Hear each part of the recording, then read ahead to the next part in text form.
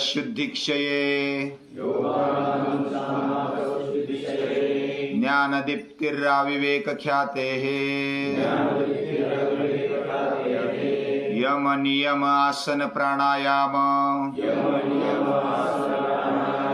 प्रत्याहार धारणा ध्यान समाधयो अष्टावंगाणी।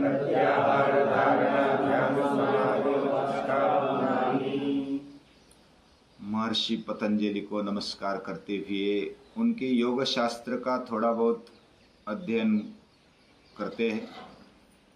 जो भी हमारी बुद्धि है, हमारी बुद्धि के मर्यादा के अनुसार हम अभ्यास करते रहे, ये हमारे जीवन के लिए आवश्यक है। उसको अष्टांग में विभाजित किया गया है, 8 अंगों में। 8 अंग है यम नियम आसन प्राणायाम प्रत्याहार धारणा ध्यान और समाधि। ये 8 अंग है। ये 8 अंगों का अनुष्ठान हमारे जीवन में होना चाहिए।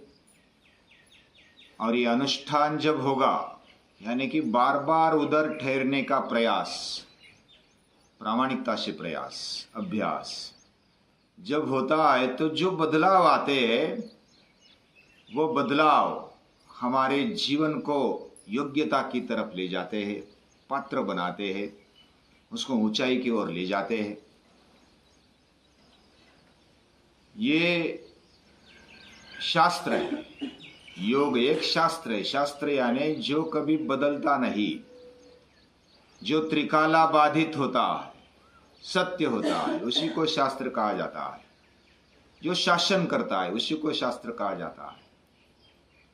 यानी हमारे जीवन पर, हमारे मन पर, अंतःकरण पर शासन करने वाला जो भी है वो शास्त्र है। और यही मानस शास्त्र है।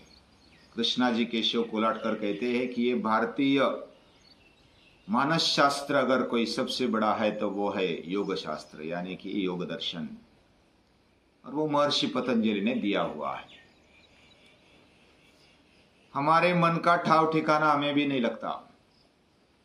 खुद के मन का शोध लेना, ये पूरी जिंदगी खपा देते तो भी पता नहीं चलता मन क्या है, इतना गहरा है।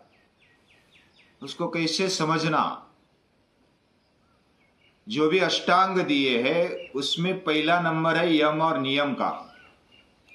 इनके अनुष्ठान से जीवन से अशुद्धि निकल जाएगी और अशुद्धि निकलने के साथ साथ ज्ञान का प्रकाश आएगा और विवेक ख्याति तक हम जा सकेंगे। ये जो प्रवास है, अशुद्धि का क्षय होने के लिए हमारी दिशा योग्य होनी चाहिए। जब आसन प्राणायाम, पहले तो आज यम नियम साइड में रख देते हैं और आसन प्राणायाम करने लगते हैं। यम नियम का पहला नंबर है, इसका मतलब फाउंडेशन अच्छा होना चाहिए। यम है अहिंसा, सत्य, अस्तेय, ब्रह्मचर्य और अपरिग्रह। यानी ये जो 5 यम है हमारे जीवन को सही रखने के लिए, शुद्ध रखने के लिए आवश्यक है। जब तक हम यम नियम को अच्छा नहीं रख पाते, जीवन में नहीं डालते, तब तक बाकी अंगों का केवल करने से बाह्य परिणाम तो मिलेगा, लेकिन जो जीवन विकास के लिए परिणाम है वो नहीं मिलेगा। इसलिए यम नियम फाउंडेशन में दिया है। कौन सा भी धर्म हो, आज जो भी धर्म हमें दिखते हैं, हिंदू, मुस्लिम, सिख, ईसाई, जो भी, सभी धर्मों में ये यम नियम आए ही है। आप अभ्यास कर सकते हो। ये अलग अलग नाम से इसी को बताया गया है। और नियम है शौच, संतोष, तपस्वाध्याय, ईश्वर प्रणिधान। ये जो नियम है वो बहुत ही कठोरता से हमारे जीवन में लाने होते हैं। और यम है, उसके लिए हमारा सृष्टि से हमारे आसपास कैसा व्यवहार है, कैसे संबंध है, इसके ऊपर निर्धारित है। हम कैसी दृष्टि से देखते हैं जीवन को, इस सृष्टि को, ये बहुत ही महत्वपूर्ण है। पूजनीय दादाजी इसलिए कहते हैं कि दैवी संबंध अगर हम आसपास बांधेंगे तो हमारे लिए यम पालना, यानी कि अहिंसा, सत्य, अस्तेय, ब्रह्मचर्य, अपरिग्रह, ये बहुत ही सहज हो जाता है। दैवी संबंध बांधेंगे तो कैसे हिंसा आएगी हमारे मन में? दैवी संबंध बांधेंगे तो कैसे हम झूठ, अप्रामाणिक रह सकेंगे? नहीं रह सकते, क्योंकि ये सभी भगवान से भरा हुआ है। और जो भी आसपास दिखता है वह डिवाइन ब्रदरहुड से जुड़ा हुआ है। Divine brotherhood under the fatherhood of God. ये नाता पूजनीय दादाजी ने समझाया और ये यम अनायास ही हमारे जीवन में आने लगे, हमें पता भी नहीं चला। हिंसा आती है, सत्य हमारे लेवल पर प्रामाणिकता कहेंगे वो आता है। अस्तेय, चोरी न करना, कहाँ चोरी करेंगे? हमारा ही कुटुंब है तो वहां से कहाँ चोरी करते हैं? कोई कोई अपने आप को अलग समझता है, मेरे पूरा होना चाहिए ऐसा समझता है तो वो चोरी करता है। जो कुटुंब को एक समझता है, ये अपना है, सभी का है, ऐसा समझता है, वो कहाँ चोरी करेगा? और भगवान ने हमें एक साथ जुड़ा है। ये जुड़ाव, ये संबंध हमारे जीवन में यम अपने आप लाएगा, यानी सहज लाएगा, ब्रह्मचर्य भी लाएगा। हमारा जीवन किसी विशिष्ट ध्येय के लिए कटिबद्ध होना चाहिए, उसको ब्रह्मचर्य कहा जाता है। और ये दैवी कुटुंब में होता है। हमारा जीवन केवल मेरे लिए नहीं है, मेरा जीवन मेरे लिए नहीं है। मेरे जीवन को खड़ा करने के लिए मेरे माँ ने, बाप ने, मेरे दादा दादी ने, मेरे कुटुंब ने जो सहा है उसके प्रति कृतज्ञता होना, ये भी एक बात उसमें आ जाती है। और फिर हम कृतज्ञ रहते हुए उसके प्रति ध्येयनिष्ठ बन जाते, और वही उन्हीं के लिए, उनके ऋण चुकाने के लिए हमारा जीवन है। इसलिए ऋषि ऋण आ गया, देव ऋण आ गया, पितृ ऋण आ गया, मनुष्य ऋण आ गया, या तो सृष्टि ऋण आ गया। ऐसे अलग अलग ऋण हमारी संस्कृति ने स्वीकारे और मन को एक ध्येय दिया, मन को विशिष्ट बंधन में बांधा। यही ब्रह्मचर्य, व्रतबंध बोलते हैं। ब्रह्मचर्य पालन को व्रतबंध संस्कार बोलते हैं।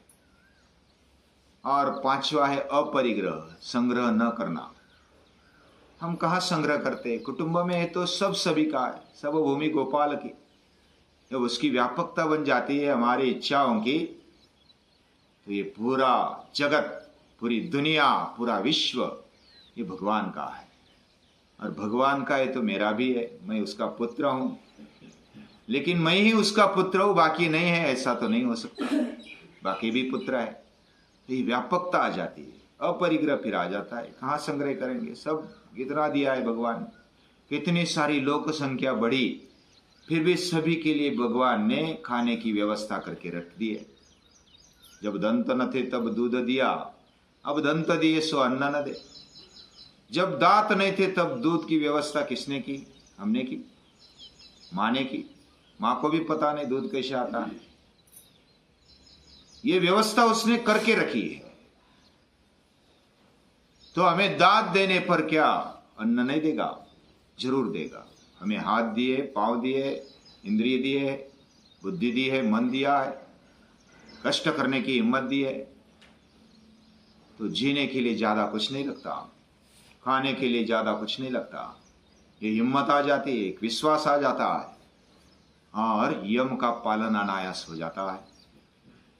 लेकिन यम और नियम पालने के लिए हमारे मन में एक विशिष्ट हेतु स्थिर होना चाहिए। हम जो भी कृति करते हैं वह कुछ हेतु से करते हैं। कोई भी कृति जो हमसे होती है, मन में थोड़ा सा भी विचार आएगा, भावना उमड़ेगी, तभी कृति होगी। बिना विचार भावना की कृति नहीं होती। ये विचार, ये भाव, ये योग शास्त्र ने बताया और उसी का आधार लेकर हमारा मन चलता है। हम कौन सा विचार करते, कौन सा उच्चार करते हैं और कौन सी भावनाएं रखते हैं, कौन सी स्मृतियां हम जमा करके रखते हैं, वही संस्कार होते हैं। स्मृति संस्कार यो एक रूपत्वात्। स्मृति और संस्कार ये अलग नहीं होते। समझो कि किसी विनु दादा के बारे में मेरे मन में जो भी भाव है, विचार पहले आया कि विनु दादा मदद रूप होते हैं, तो मदद रूप होना ये उनका स्वभाव है, ऐसा मुझे एक बार पता चला, दूसरी बार पता चला।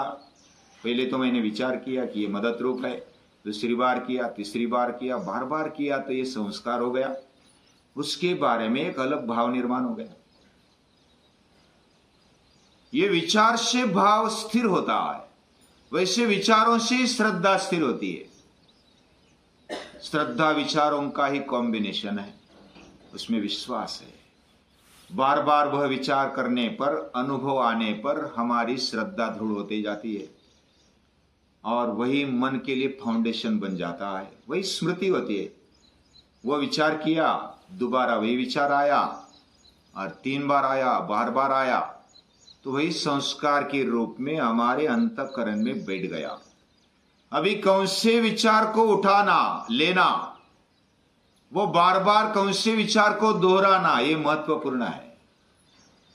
जिस विचारों को हम उठाएंगे वो विचार बार बार करेंगे, भले किसी का द्वेष करेंगे बार बार तो वही स्थिर होगा, किसी का मत्सर करेंगे, तिरस्कार करेंगे तो वही स्थिर होगा।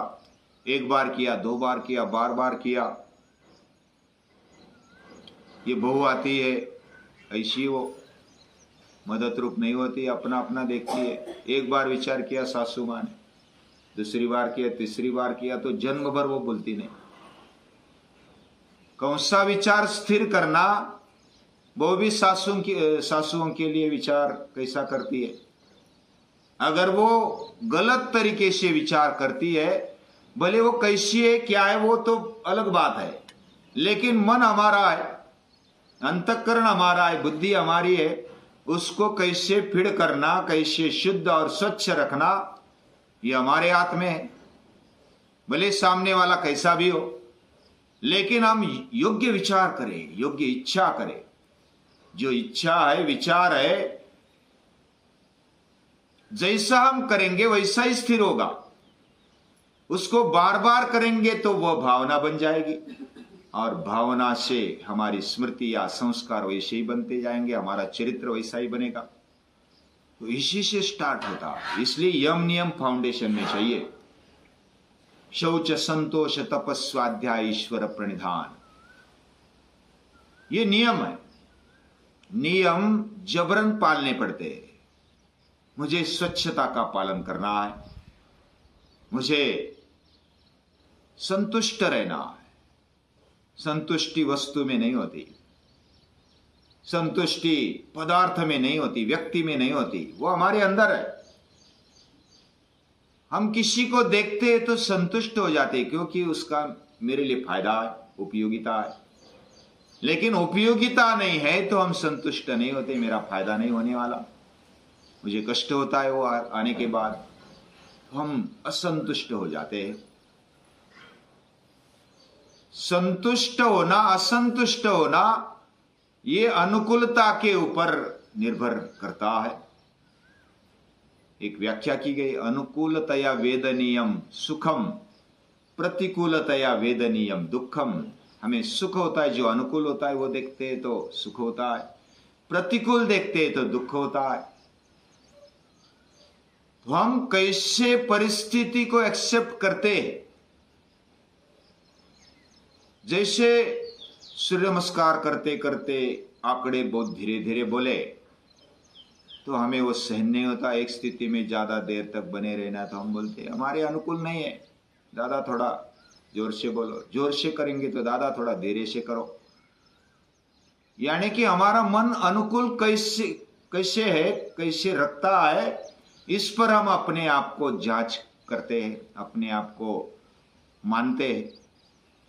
लेकिन है वो परिस्थिति को स्वीकारना और बहुत ही आनंद से स्वीकारना। जो कष्ट उठाने की हिम्मत रखता है, जो परिश्रम करने की हिम्मत रखता है, निरोगी रहता है, बलवान रहता है, वह फिर कष्ट से डरता नहीं।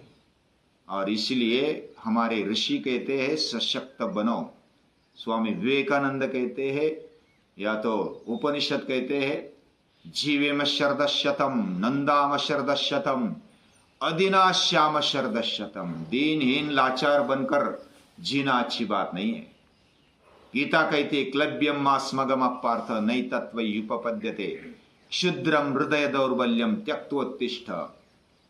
हे अर्जुन, ये दुर्बलता छोड़ दे, हृदय दौर्बलता, या तो जो भी षंडता है, नामर्दता है, वो छोड़ दे। ये तेरा ये नहीं है, शोभा नहीं देता। हमारे जीवन को ये लाचारी, ये दीनता, दुर्बलता शोभा नहीं देती। दुर्बलता ही मृत्यु है, स्वामी विवेकानंद बार बार कहते हैं। और जो सबलता है वह जीवन है। जो भी हमारे योग्य बनाने के लिए आ जाएगा और जो भी परिस्थिति आ जाएगी वो भक्कम बनाने के लिए, ऐसा सोचकर लड़ना चाहिए उसके साथ। यही तो जीवन है। यानी दृष्टिकोण योग्य होना चाहिए, और वो दृष्टिकोण बनाने के लिए यम नियम है। यम नियम पालेंगे तो हमारी दृष्टि बनेगी, और दृष्टि बनेगी तो हर एक कृति हम उसी प्रकार कर पाएंगे, योग्य हेतु लेकर कर पाएंगे। और वही तो मूल बात है। ऐसा योग दर्शन बहुत बड़ा है, मन इतना गहरा है कि उसको समझ जल्दी नहीं पाएंगे। हर रोज अभ्यास करना पड़ेगा। सतु दीर्घ काल नैरंतर्य सत्कार सेवितो दृढ़भूमि, दृढ़ निश्चय से आगे बढ़ना होगा। सतत करते हुए अखंडता से आगे बढ़ना होगा, और सम्मान पूर्वक जो भी करेंगे बहुत ही प्यार से, हृदय पूर्वक, अंतःकरण पूर्वक करना है।